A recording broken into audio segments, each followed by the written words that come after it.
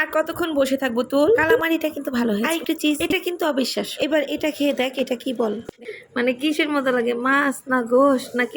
আসসালামু আলাইকুম আমার ভালোবাসার ভোলার জনগণ, কেমন আছেন আপনারা সবাই? আমি আমেলি রহমান আবারও ছোট একটি ব্লগ নিয়ে হাজির হয়ে গেলাম। আশা করি এই ছোট ব্লগটির সাথেই থাকবেন। বেশ অনেকদিন ধরে সি ফুড খাওয়ার মারাত্মক লেভেলের ক্রেভিং হচ্ছিল, কিন্তু আমাদের ভোলায় সি ফুড পাওয়া যায়, এটা অবিশ্বাস্য হলেও কিন্তু সত্যি। রেস্টুরেন্টের ইন্টেরিয়র ডিজাইনটা কিন্তু অনেক সুন্দর হয়েছে। আর এই যে মেনু কার্ড, আপনারা একটু কষ্ট করে দেখে নিন।